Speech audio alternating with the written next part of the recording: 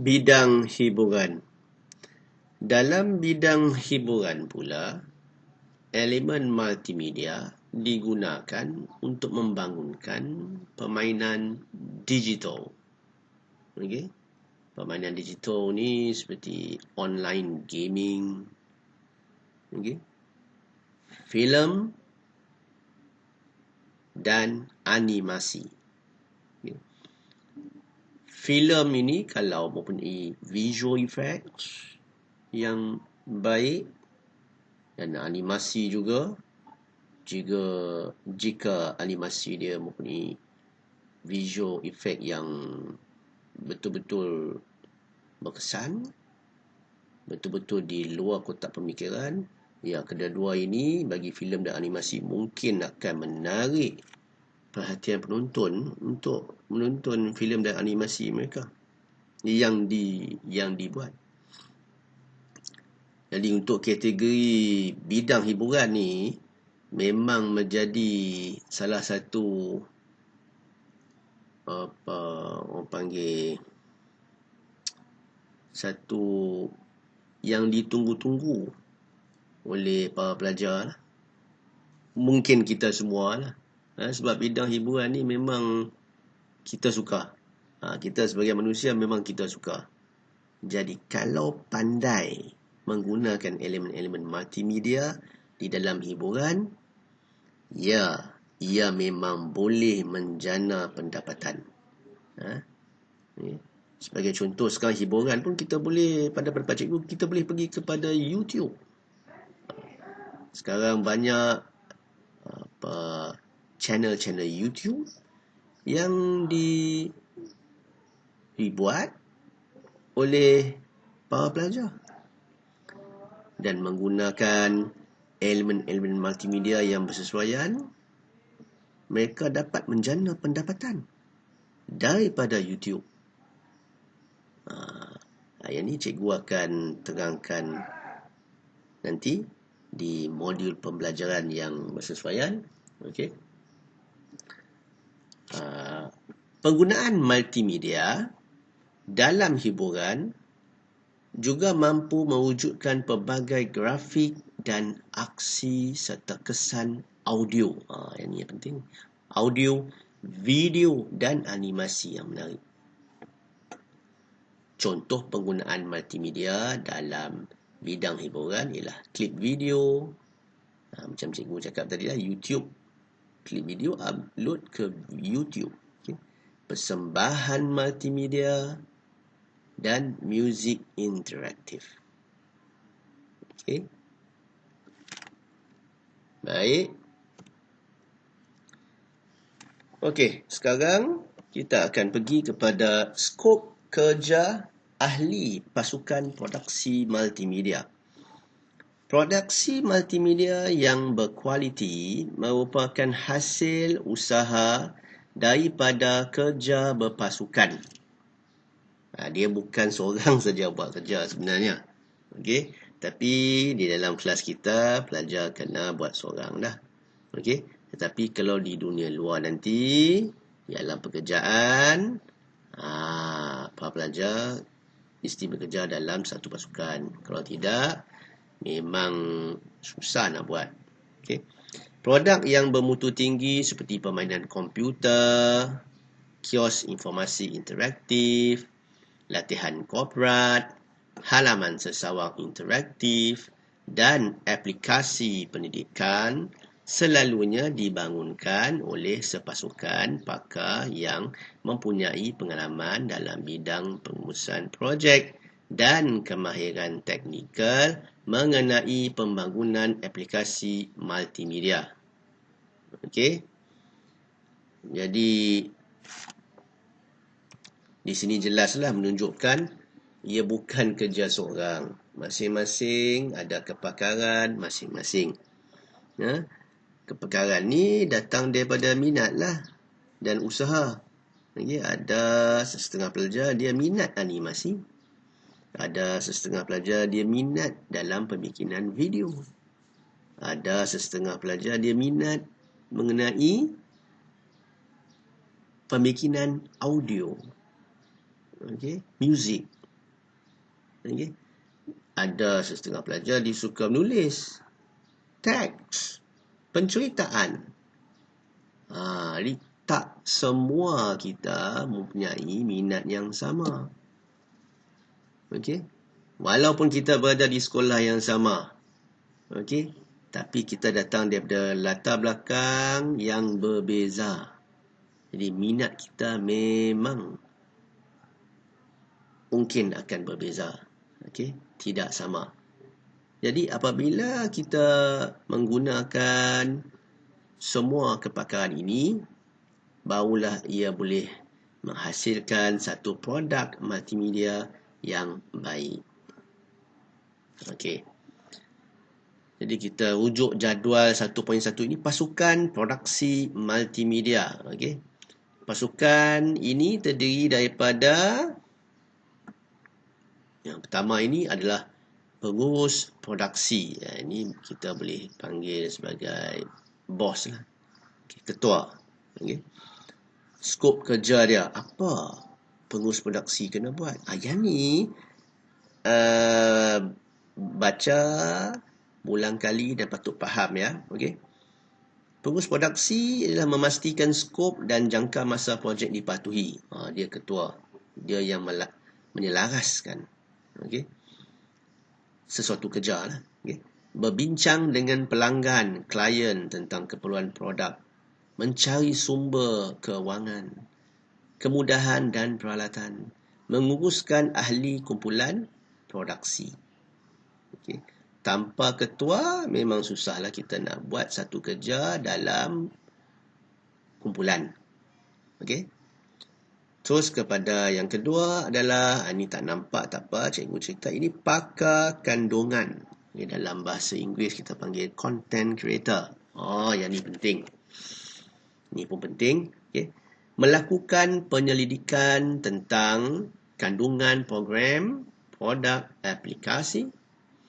Mengadakan isi kandungan multimedia seperti maklumat berkaitan dengan projek, data, grafik dan fakta yang ingin dipersembahkan dalam persembahan multimedia. Yang ni content creator, pakar kandungan ni, dia yang cari informasi apa yang nak dimuatkan di dalam satu produk multimedia tu. Okay. Dia yang buat research, yang buat pendidikan. Kerja dia itu saja. Dia cari apa yang berkaitan dengan perkara-perkara penting terhadap sesuatu produk yang ingin ditunjukkan kepada pelanggan. Okay. Kemudian kita terus kepada penulis skrip. Penulis skrip ini, skop kerja dia, tentukan konsep pengajaran yang terbaik. Menentukan arah navigasi dan pautan berdasarkan jenis persembahan multimedia, iaitu sama ada linear atau bukan linear. Di penulis skrip ni dia yang merancang. Okey. Merancang susunan arah sesuatu produk multimedia itu. Okay. Jadi dia yang akan menulis skrip-skrip dalam sesuatu scene. Dia rancang dalam sesuatu scene ni dipanggil babak dalam bahasa Melayu. Okay. Dalam sesuatu perkara, sesuatu scene, apa yang perlu dilaksanakan. Okay. Dia ni, penulis skrip ini memang penting. Okay. Kalau tidak, dia akan susah untuk menghasilkan produk yang baik. Okay. Kalau penulisan skrip ini tidak baik, nanti produk akhirnya pun tidak akan menjadi produk yang baik. Sebagai contoh lah, okay, cikgu bagi mudah. Dalam pembikinan filem, ada skrip, betul tak? Okay, skrip ini dialog lah, contoh dialog yang ingin pelakon-pelakon perkatakan. Perlu perkatakan, yang pelakon-pelakon perlu perkatakan. Jika skrip yang ditulis itu tidak begitu baik, pelakon-pelakon pun akan mengikut skrip yang tidak baik. Dan ia mungkin akan menjadikan filem itu kurang baik. Dan apabila filem itu kurang baik, kuranglah sambutan untuk menonton filem tersebut, dan filem tersebut berkemungkinan akan mendapat kerugian. Jadi, penting sesebuah skrip itu dirancang dengan baik. Sebab tu kita cari seorang ini, dia hanya buat penulis skrip saja. Dia buat skrip saja. Okay. Itu contohlah. Itu contoh. Okay. Kita teruskan kepada pengatur cara. Okey, pengatur cara ini, skop kerja dia ialah menulis kod program. Atau skrip ini kod program. Kod program. Skrip berkenaan kod program. Menggunakan perisian persembahan yang dipilih. Menggabungkan elemen multimedia ke dalam program multimedia. Pengatur cara ini nanti kamu akan didedahkan dalam Macromedia Flash. Nanti kita boleh lihat sedikit kod-kod program yang mudah. Okay. Nanti kamu akan lihatlah apa itu penulisan kod program. Okay. Yang ni memang di antara juga memang sebenarnya semuanya penting. Semuanya penting. Okay. Semuanya memain peranan di antara satu sama lain dalam menghasilkan produk multimedia yang baik.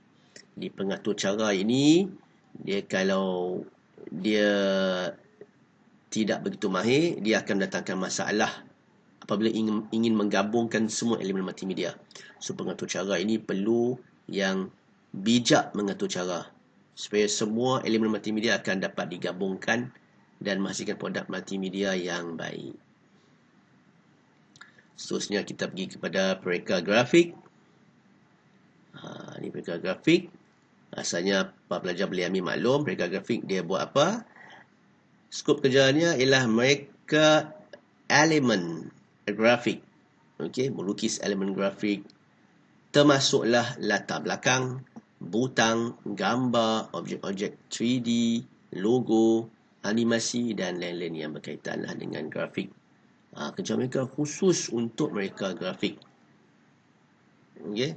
So, ini pun macam biasa mesti juga sangat penting.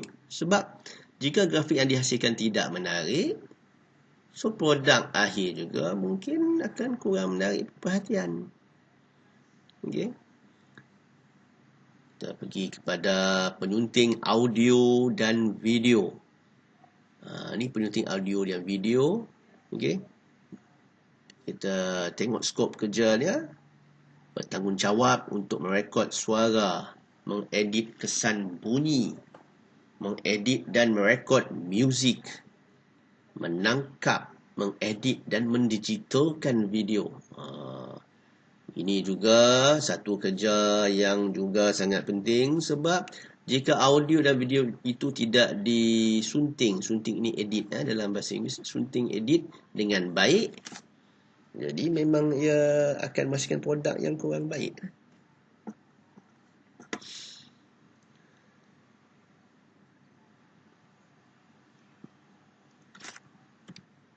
Dan akhir sekali ialah reka bentuk multimedia. Apakah tanggungjawabnya? Skop kerjanya ialah bertanggungjawab untuk mengintegrasikan semua elemen multimedia dengan menggunakan program perisian pengarangan produk multimedia. Okey. mengintegrasikan bermaksud menggabungkan semua elemen multimedia. Okey.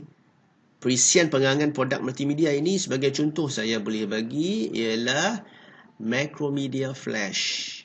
Nanti bila kita masuk dalam pembelajaran Macromedia Flash, cikgu akan cerita dengan lebih mendalam lagi lah. Okey. Jadi inilah tugas untuk atau skop kerja untuk mereka bentuk multimedia. Sekarang kita pergi kepada peluang kerjaya. Pelbagai peluang pekerjaan diwujudkan kepada graduan lepasan bidang kreatif multimedia sejajar perkembangan pesat industri tersebut di negara ini. Antaranya, okey, ini peluang kerjaya yang dinyatakan ya. Pereka multimedia, multimedia designer, pereka antara muka, interface designer. Antara muka ini ialah apa yang para pelajar lihat dekat skrin komputer ini. Inilah antara muka. Ni semua antara muka lah ni yang para pelajar lihat. Okey. Pereka laman sesawang, webmaster. Okey, laman web. Pengurus projek teknologi maklumat, IT project manager. Penulis technical writers.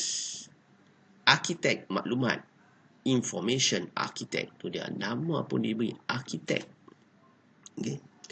Instructor teknologi maklumat, IT instructor. Pereka instructional designer. Pengarah seni kreatif, art/creative director. Juru animasi 2D dan 3D, 2D or 3D animator. Penerbit, penyunting video editor, producer. Okey. Jadi ini ialah di antara peluang pekerjaan yang para pelajar boleh lihatlah yang terpapar di skrin ini. Okey. Tapi sekarang ini usahawan media sosial juga adalah peluang kerjaya yang sangat meluas pada masa sekarang. Ini media sosial. Kenapa cikgu cakap media sosial? Seperti YouTube, Instagram, Facebook. Okey, ini semua media sosial. Okey. Usahawan media sosial di mana mereka menggunakan elemen-elemen multimedia. Okey. Untuk memasarkan produk mereka. Jadi mereka boleh menjana pendapatan. Mungkin pendapatan sampingan, okay, untuk mereka. Jadi saya suka di mana para pelajar boleh mula dari sekarang untuk menjadi usahawan media sosial. Okay. Ini kerana para pelajar sekarang mempunyai ramai kawan-kawan. Okay. Sekaranglah masa kita mencari kawan-kawan yang baik supaya nanti bila selepas SPM nanti para pelajar mempunyai ramai kawan dalam media sosial yang boleh membantu untuk menjana pendapatan daripada usahawan media sosial. Okey, sebab kawan ini jika kita tahu kepentingannya, dia boleh menghasilkan duit. Contacts. Okay. Boleh menghasilkan duit. Sebab dengan konteks yang ramai, kawan-kawan yang ramai, kita boleh menjual produk. Okay. Baik.